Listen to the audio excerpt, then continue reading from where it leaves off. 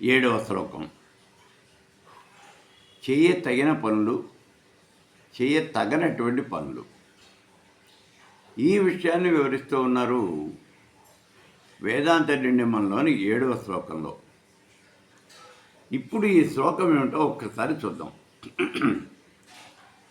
శ్రోతవ్య శ్రావ్య రూపౌ ద్వౌ పదార్థౌ సుఖ దుఃఖదౌ. శ్రోతవ్యం బ్రహ్మైనై నాణ్యతు. ఇది వేదాంత డిండిమః. ఏమంటారు ఇందులో? లోకంలో రెండే విషయాలు ఉన్నాయి అన్నారు. ఏమిటా రెండు విషయాలు? శ్రోతవ్య శ్రావ్య రూపౌ ద్వౌ పదార్థం. వినదగినటువంటి మాటలు కొన్ని, వినకూడనటువంటి మాటలు కొన్ని. లోకంలో ఉన్నటువంటి వినదగినటువంటి మాటలు కొన్ని, వినకూడనటువంటి మాటలు కొన్ని. ఈ రెండు ఏమిటి అంటే ద్వౌ పదార్థం సుఖ దుఃఖదౌ. ఇందులో ఒకటేమో సుఖాన్ని ఇస్తుంది, రెండోది దుఃఖాన్ని ఇస్తుంది. కాబట్టి ఇక్కడ శ్రోతవ్య శ్రావ్య రూపో ద్వౌ పదార్థం సుఖ దుఃఖదౌ. ఈ రెండు పదార్థాలు కూడా, ఈ రెండు విషయాలు కూడా సుఖాన్ని దుఃఖాన్ని ఇస్తాయి మనకి. అది చెప్తూ ఉన్నారు. అయితే ఇందులో ఏం చేయాలి మనం? అసలు ఇందులో సుఖం అంటే ఏమిటి, దుఃఖం అంటే ఏమిటి, ఈ విషయాన్ని కూడా చెప్తూ ఉన్నారు. ఇక్కడ మొట్టమొదటిలో అసలు చేయదగినటువంటి పనులు ఏమిటి, చేయకూడనటువంటి పనులు ఏమిటి, ఈ విషయాన్ని మనం చూద్దాం. సామాన్యంగా మానవుడు కొన్ని పనులు చేయాలి, కొన్ని పనులు చేయకూడదు అని లోకంలో మనం చెబుతూ ఉంటాం.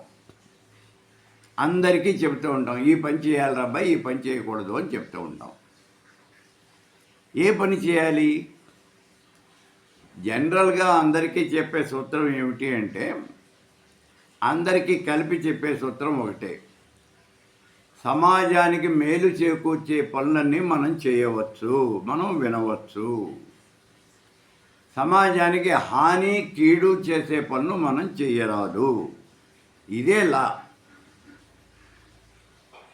మీరు క్రిమినల్ లా అన్నా, సివిల్ లా అన్నా, ఏ లా చెప్పినా ఇదే లా. అంతకన్నా లా ఏం లేదు. న్యాయ సూత్రాలని ఈ సూత్రం మీదే ఆధారపడి ఉంటాయి.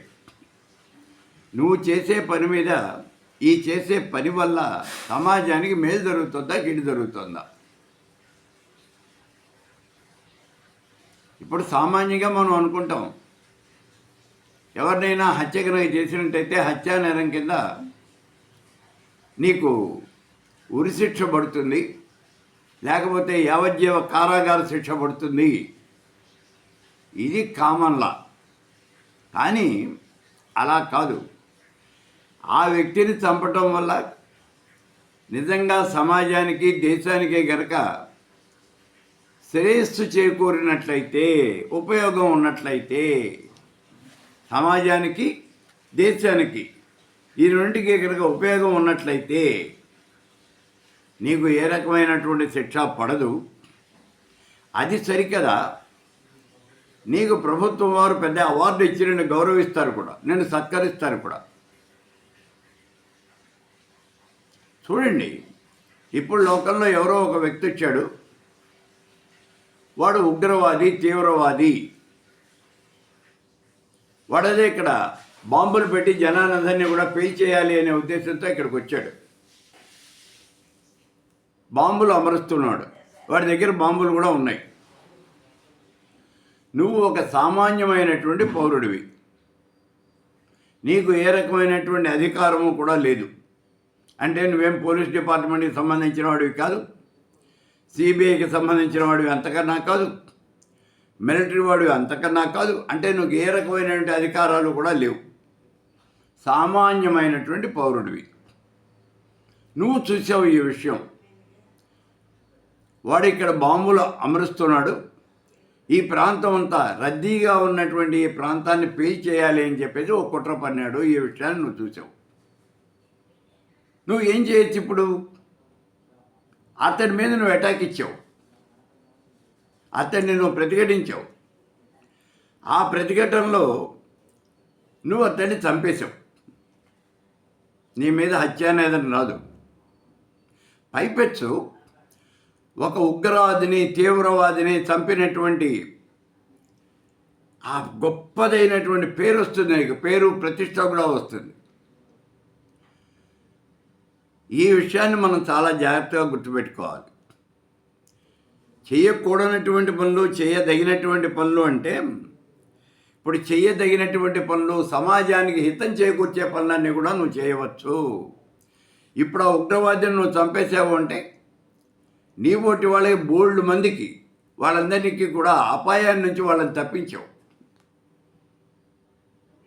వాళ్ళందరికీ అపాయాన్ని నుంచి తప్పించావు, దేశాన్ని రక్షించావు నువ్వు. కాబట్టి నేను చాలా గొప్పగా మెచ్చుకుంటారు.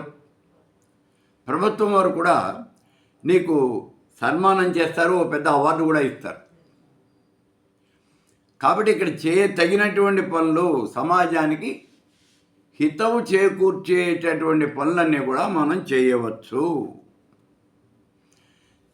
అయితే ప్రతిసారి ఉగ్రవాదులు మనం అటాక్ చేయటం అనేది జరగదు. కాబట్టి అసలు అటువంటి పనులు మనం చెయ్యం.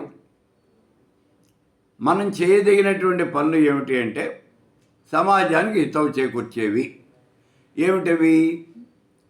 స్కూళ్ళు కట్టించటం, పాఠశాలలు కట్టించటం, కళాశాలలు కట్టించటం, ఎవరైనా పరీక్షకి రాసుకునేటువంటి బీద విద్యార్థులకి పరీక్ష ఫీజులు కట్టించడం, అలాగే విద్యార్థులకి పాఠ్యపుస్తకాలు కొనివ్వటం, బీద విద్యార్థులకు ఉచితంగా బట్టలు ఇవ్వటం, వాళ్ళ యూనిఫామ్ కుట్టించటం, సత్రవులు కట్టించటం, దేవాలయాలు కట్టించటం, అన్నదానం చేయటం, ఇటువంటివన్నీ కూడా సమాజ శ్రేయస్సుగా ఉపకరించేటటువంటి పనులు. రోడ్డు మీద ఎక్కడో పెద్ద ట్రాఫిక్ సెంటర్ ఉంది. ఆ సెంటర్లో ట్రాఫిక్ చాలా ఎక్కువగా ఉంటుంది. ఆ సెంటర్లో సిగ్నల్ లైట్స్ లేవు. ఆ సిగ్నల్ లైట్స్ పెట్టించటం, ఇటువంటి పనులు అనేకం చేస్తూ ఉంటాం మనం అంటే ప్రత్యేకంగా మనం చేయకపోవచ్చు, కానీ ధనవంతులైనటువంటి వాళ్ళు ఇటువంటి పనులు చేస్తూ ఉంటారు.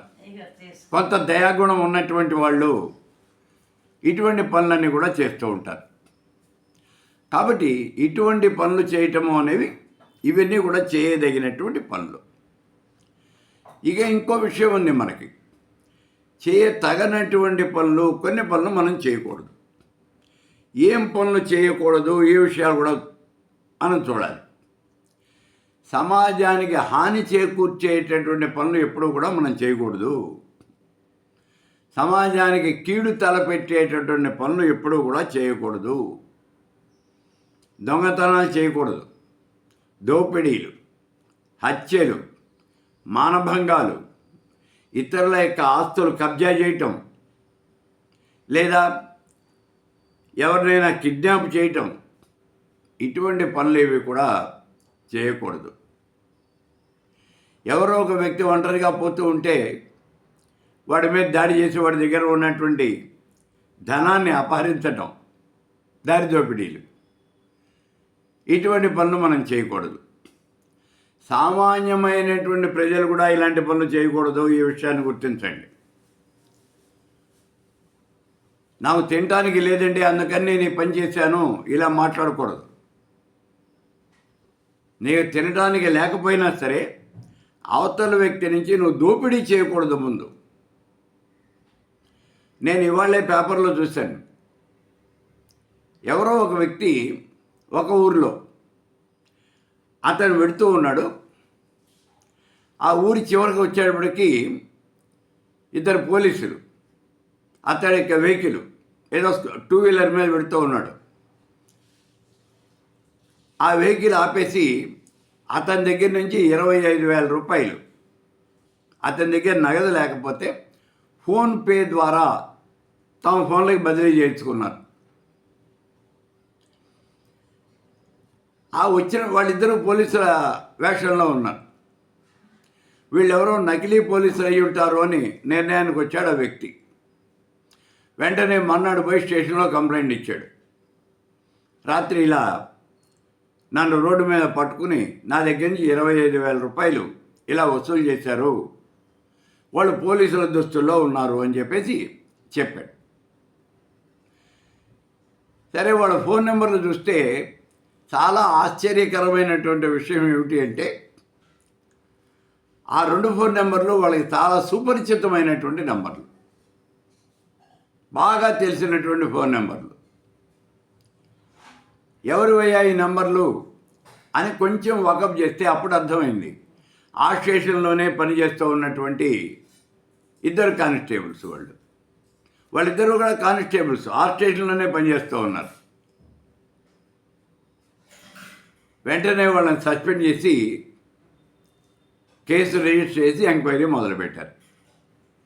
చూడండి, చేయకూడనటువంటి పనులు, సామాన్య మానవులే ఈ పనులు చేయకూడదు అని చెప్తూ ఉన్నాం కదా. మరి అలాంటప్పుడు అధికారంలో ఉన్నటువంటి వాళ్ళు, నేరాలు దోపిడీలు అరికట్టడానికి నియమించబడినటువంటి వాళ్ళు, వాళ్ళే ఈ పనులు చేస్తే మనం ఏం చెప్పాలి ఇంకా? ఇది ఇవాల్టి రోజున అంటే 27వ తారీఖు, ఫిబ్రవరి 27వ తారీఖు ఈనాడులో చూసినటువంటి ఇన్ఫర్మేషన్ నేను మీకు చెప్తా ఉన్నాను. సరే, ఇలా కొన్ని పనులు మనం చేయకూడదు. ఏం పనులు అంటే దొంగతనాలు, దోపిడీలు, హత్యలు, మానభంగాలు, ఇళ్ళు తగలబెట్టడం, ఎవరైనా ఆస్తులు కబ్జా చేయడం, ఇలాంటి పనులు మనం చేయకూడదు. అట్లాగే మనం వినేటటువంటి మాటల్లో కూడా 2 రకాలు ఉంటాయి. శుద్ధమో అశుద్ధమో అని 2 రకాలైన మాటలు ఉంటాయి. మనం ఇక్కడ శుద్ధమైనటువంటి మాటలే వినాలి, అశుద్ధమైనటువంటి మాటలు వినకూడదు. ఇది మనకి శుద్ధమైనటువంటి మాటలు అంటే ఏమిటండి? మనసుకు హాయినిచ్చేటటువంటి మాటలు. అలాగే ఏ మాటలైతే వింటే నీకు ప్రశాంతత అనే చేకూరుతుందో ఆ మాటలు. అలాగే ఏదైనా ఒక విషయం మీద మనని ఆలోచింపచేసేటటువంటి మాటలు, ఇటువంటి మాటలే శుద్ధమైనవి. ఇవే శుద్ధమైనవి అని కాదు, ఇలాంటి మాటలన్నీ కూడా శుద్ధమైనవి. ఇటువంటి మాటలు మాత్రమే వినాలి. భగవంతుడి యొక్క ప్రార్థనలు, ఆధ్యాత్మికమైనటువంటి విషయాలు, భక్తి సంబంధమైనటువంటి విషయాలు, ఇలాంటి విషయాలు మాత్రమే వినాలి. అంటే ఇప్పుడు మనం పెద్దవాళ్ళం అయిపోయినాం, బరువు బాధ్యత అన్నీ తీరిపోయినాయి. నీకు కావలసింది ఏమిటి? ఇంకా ఆధ్యాత్మిక చింతన, ఇదే అలవాటు చేసుకోవాలి. వయసు పెరిగినటువంటి వాళ్ళు, ఈ సీనియర్ సిటిజన్లు అంతా కూడా మనం చేయవలసిన పని ఏమిటి అంటే ఆధ్యాత్మికత, ఇది అలవాటు చేసుకోవాలి. బతికిన నాళ్ళు బతికావు, మంచో చెడో ఏదో చేసావు, అయిపోయింది. ఇకనైనా భగవంతుని గురించి ఆలోచించు, పరలోకాన్ని గురించి ఆలోచించు, మనస్సుకు ప్రశాంతత అనేది ఏర్పాటు చేసుకో.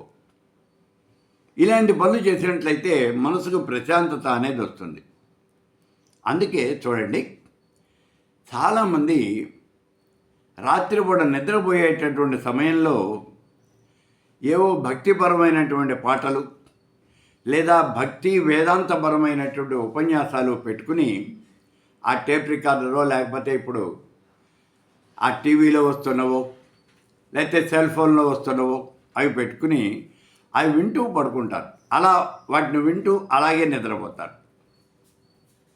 అలా వింటూ నిద్రపోతారు. దానివల్ల ప్రశాంతత అనేది చాలా వస్తుంది, చాలా గొప్పగా వస్తుంది.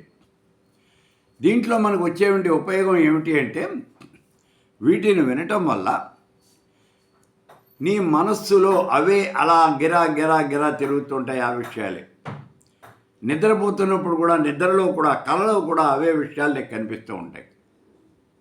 అంటే నీ మనసుకు అతుక్కుపోతాయి. కాబట్టి అటువంటి విషయాలు మాత్రమే మనం వినాలి, అటువంటి మాటలే మనం మాట్లాడాలి. అలాగే అశుద్ధమైనటువంటి మాటలు అని చెప్పాం కదా. ఏమిటి అశుద్ధమైనటువంటి మాటలు అంటే పరుషమైనటువంటి వాక్యాలు. ఏమిటి పరుషమైనటువంటి వాక్యాలు? ఎదుటి వ్యక్తిని ఇబ్బంది పెట్టే మాటలు, సూటిపోటి మాటలు ఉంటాం చూడండి. మాటలతోనే మనం కొడబొడుస్తూ ఉంటాం. అటువంటి మాటలు మాట్లాడకూడదు. ఎదుటి మనిషిని అవమానించకూడదు, దూషించకూడదు, ఇతరుల యొక్క మనస్సును కష్టపెట్టకూడదు. ఇటువంటి పనులు మనం చేయకూడదు. అటువంటి మాటలన్నీ కూడా అశుద్ధమైనటువంటి మాటలు అంటారు. ఇటువంటి మాటలు మనం మాట్లాడటమే కాదు, ఎవరైనా మాట్లాడుతున్నా కూడా మనం వినకూడదు.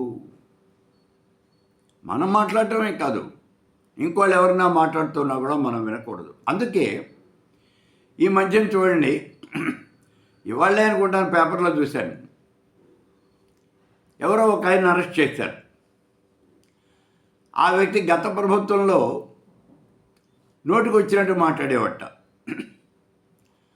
అంటే అసలు ఒక రకంగా చెప్పాలంటే పేపర్లో రాసిన దాని ప్రకారం ఆయన బూతులకి ఎన్సైక్లోపీడియా అని రాశారు వాళ్ళు. ఆయన యొక్క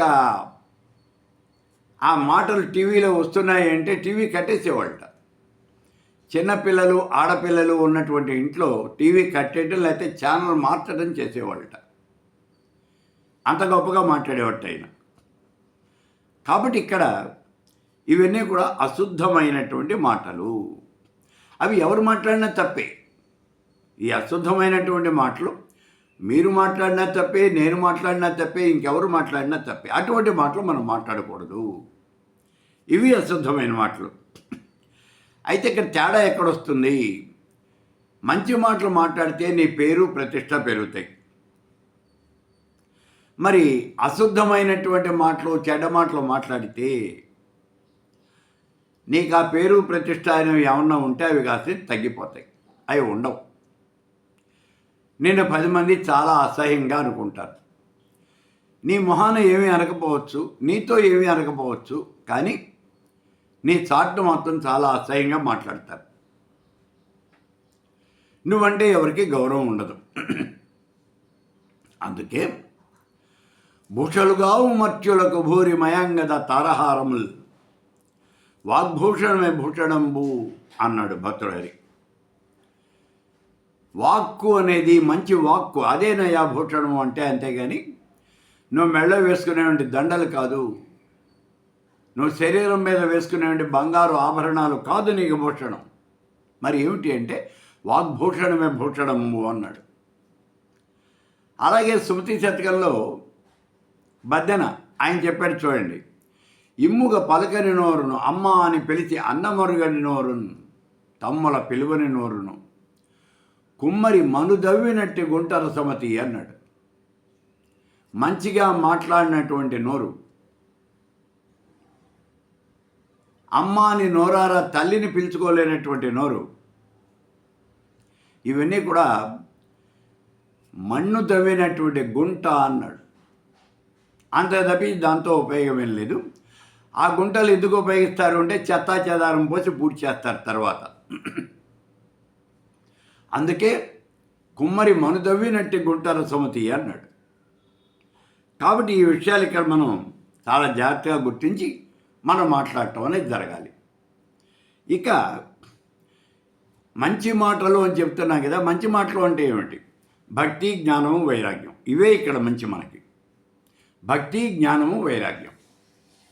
ఈ భక్తి, జ్ఞాన, వైరాగ్యాలు భగవంతుని గురించినటువంటి మంచి పలుకులు. ఈ చరాచర జగత్తంతా కూడా భగవంతుడి యొక్క స్వరూపమే, అంతా భగవంతుడి యొక్క స్వరూపమే. 84 లక్షల రకాలైనటువంటి జీవరాశి అంతా భగవంతుడి యొక్క స్వరూపమే. మనం ఏది మాట్లాడినా భగవంతుని గురించి మాట్లాడటమే. ఈ విషయాన్ని గుర్తించండి. ఇప్పుడు వెంటనే అంటారు, అంటే చెడు మాట్లాడినా భగవంతుని గురించే కదండి అని. కాదు, మంచి విషయాలకి చెప్పాం. అంతేగాని ఇలాంటి విషయాలు మీరు నిర్ణయించుకునేటప్పుడు మీ యొక్క విజ్ఞత అనేది ఉపయోగించాలి. ఇప్పుడు ఇక్కడ ఒక చిన్న విషయం చూడండి. భారతంలో శకుంతలోపాఖ్యానం ఉపన్యాసం చెప్తూ ఉన్నాడు ఒక ఆయన పండితుడు. దుష్యంతుడు ఎంత గొప్ప రాజు అంటే, ప్రజల యొక్క కష్టాలు అన్నీ నేను తీరుస్తాను అని గుండెల మీద చేయేసుకు చెప్పినటువంటి గొప్ప రాజు. ఆ విషయాన్ని ఎలా చెప్పాడు అని అంటే, ఆయన ఒక రోజు సభలో ప్రకటన చేశాడు. మీకు ఏది లోటైనప్పటికీ ఆ లోటు నేను భర్తీ చేస్తాను అన్నాడు. ఎవరికైనా తల్లిదండ్రులు చచ్చిపోయి అనాథలైతే నేనే వాళ్ళకి తల్లి తండ్రి అవుతాను, మీ యొక్క పోషణ బాధ్యత ఆ భారం అంతా కూడా నేను వహిస్తాను అన్నాడు. ఎవరికైనా కుమారులు కనుక మరణించినట్లయితే నేనే మీ కుమారుణ్ణి, మీకు ఆ లోటు తీరుస్తాను అన్నాడు. ఇలా ఎవరికి ఏ లోటు వచ్చినా అది నేనే భర్తీ చేస్తాను అన్నాడు. ఈ సభలో ఒక అతను లేచి అడిగాడు, ఏమండి, ఒక ఆవిడికి భర్త పోయాడు, మరి అప్పుడు దుష్యంతుడు ఏం చేస్తాడు అని. అంటే ఆవిడకి తానే భర్త అయి ఆవిడని కాపాడతాడా అని. ఇలా మాట్లాడటం అనేది అతని యొక్క ఆ విజ్ఞతకి అది ప్రతీక. అంతకన్నా మనం ఏం చెప్పలేము. కానీ నువ్వు చెప్పిందంటే సమాధానం కూడా ఉంది.